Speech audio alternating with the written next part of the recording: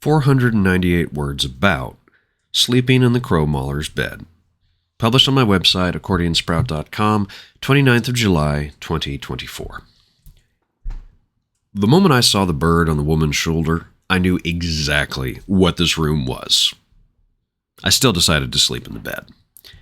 The nightmare that is the crow Mauler from the PC game Fear and Hunger was, quote, spoiled by Super Eye Patch Wolf, but honestly, I don't care. Spoilers are not a major concern of mine because I'm always far more interested in how a work of media is structured than its actual content.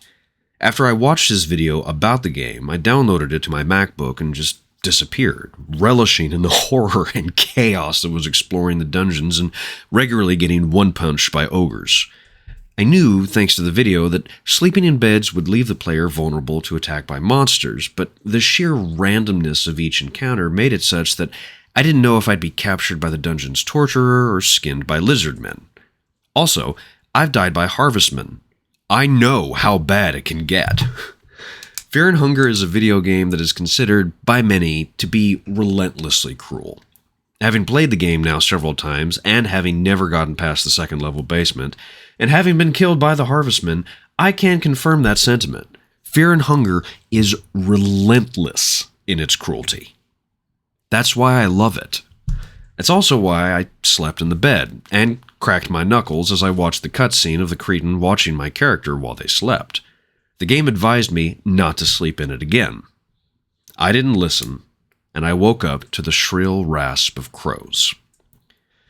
I didn't go into the fight with the expectation to win. I was playing as the knight, but at that point in the game I had no companions and didn't even have a helmet to protect my face. Which is exactly why, in the time span of 2 moves, the crow Mauler used his attack Peck and literally ate my head. Credits rolled, and I was done. Until I loaded up my save and slept in the bed again. I fought the crow Mauler 3 times before I started a new game because, honestly, I just wanted to see what would happen. I've approached Fear and Hunger intellectually the way I've approached picking up big rocks in my mom's garden when I was a kid. It would always result in some new discovery of life that was considered grotesque, and over time I began to recognize the sort of animals that would live there. Spiders, isopods, beetles, slugs, worms, and snails would skitter away from the light, my presence an alien disruption. Lifting the rock wasn't sadistic on my part. I wanted to see these creatures as they actually existed. I thought it was beautiful. Exploring the dungeons of Fear and Hunger is a painful experience. But in its darkness are creatures like the crow Mauler that are just existing until someone walks in and lifts the rock. Or sleeps in their bed. Joshua Jammer Smith, 29th of July, 2024. Howdy, I'm Jammer. So, right off the bat, thanks again for listening. I say it every time and I'm going to keep saying it. Thank you so much for listening. Whoever you are, wherever you are, you took your time and your choice and you decided to sit down and listen to me talk about Fear and Hunger for about 3 minutes. And that's really flippin' cool. Thank you. You're just awesome. And of course, let's do the necessary BS,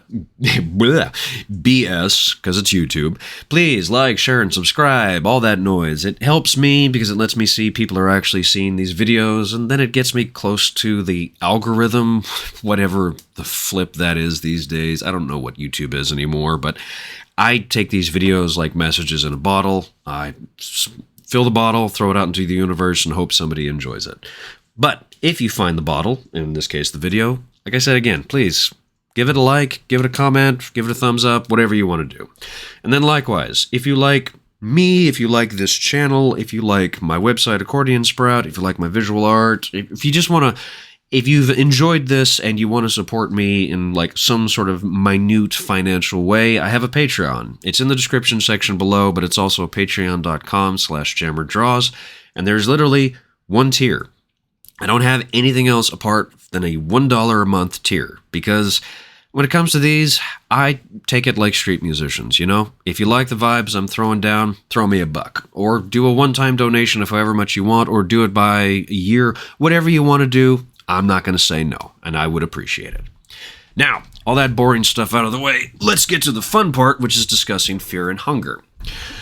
Fear and Hunger is unmerciful. It is one of the most difficult games I have ever played. It is relentlessly frustrating. I have died probably more times in that game than just about any other game, except maybe Helldivers 2. I've died a lot in Helldivers 2. But Fear and Hunger is a close second because, seriously, there is no forgiving nature in this game. Simply walking around the interior of the castle, you can stumble across a nail that's left on the floor, and then all of a sudden your character is bleeding out.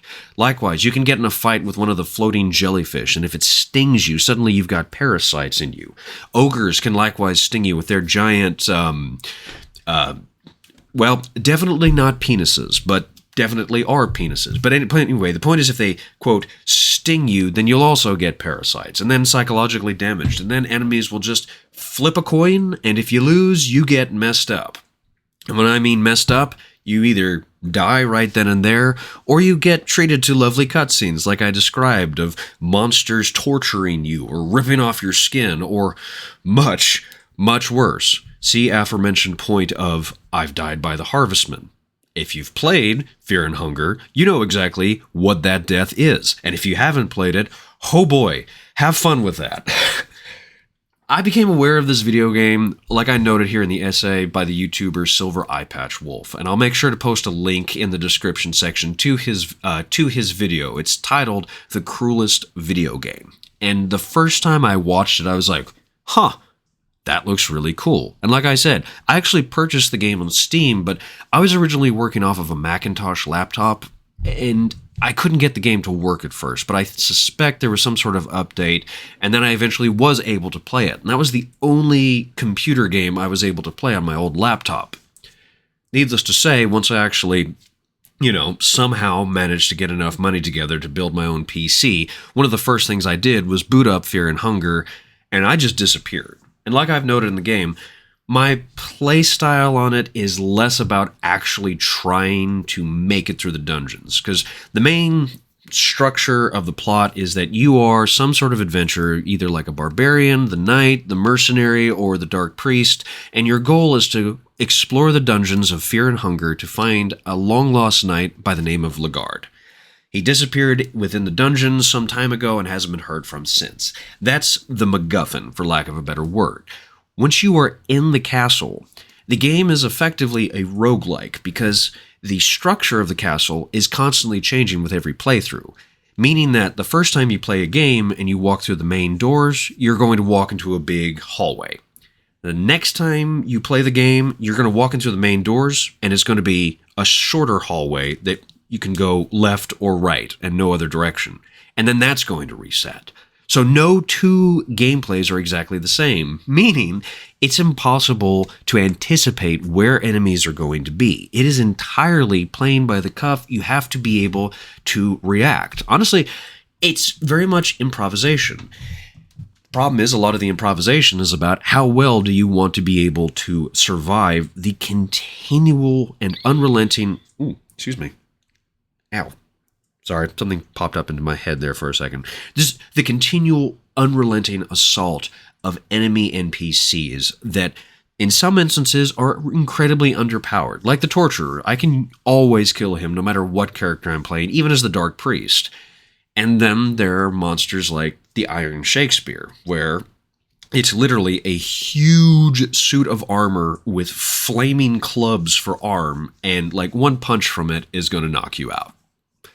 So again, there are creatures in this game that are just incredibly strong. And when you're compounded by the fact that there is no no XP points earned for every fight, meaning experience points, fighting becomes a question of why am I putting myself through this misery when I should just be avoiding enemies? And as the whole focus of this essay has demonstrated, I've kind of just given up.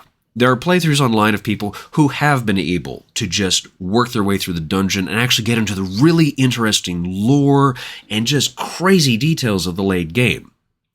I'm not that good. I hope to be that good one day, but I haven't. So right now my playstyle has been just Screw it, we'll do it live. And so every playthrough of Fear and Hunger thus far has been just exploring for the purpose of figuring out what I can see. And honestly, sometimes just what are the fun ways that I'm going to die in this playthrough. To wit, I somehow managed to stumble across the Crow Mauler's bed. And the Crow Mauler is not necessarily the definitive boss of the game, but he is kind of like the sort of sub-boss. If you've ever played Metroid Prime, there's Meta Ridley. He is the boss you fight right before you eventually fight Metroid Prime. He's not the most difficult boss, but he's the one that's been kind of haunting you throughout it. Honestly, comparable levels, he's kind of a lot like Pyramid Head from Silent Hill 2. He's kind of like Mr. X and Nemesis from Resident Evil 2 and 3. He's the boss that will chase you around, and it's incredibly easy to die at his hands. He's one of the most difficult NPCs in the game. So, naturally, once I discovered it was really easy to trigger him, I went ahead and just triggered him because I wanted to see how well I could fight him one-on-one, and you heard the essay. It did not go well. But it was still really fun. And I'm looking at the clock now and realizing, holy moly, we're almost at 8 minutes now. So what was the point of this? Just like I said, playing Fear and Hunger, I'm not good enough to be able to get to the lower dungeons at this point. Hopefully that will improve. But for now, what's been really fun is just exploring this game. Just seeing all the ways that it changes, seeing the way that NPCs operate, observing the health mechanic systems, just going in and exploring for its own sake. And admittedly, this is a horror game. There are horrible ways to die in this game. I know, I've seen it. But at the same time, there's something really fascinating about it. The dungeons in Fear and Hunger are this strange ecosystem of terror and starvation and horror and damage and pain. And yet, despite that, there is a sort of beauty to it. If you just give it your time, have fun with it, and just see what you can see simply for its own sake. All right. I think I'll go ahead and stop it there and say again, as I always do, thank you so much for listening. Whoever you are, wherever you are, again, thank you for listening. I tremendously appreciate it. And hey, go play some video games.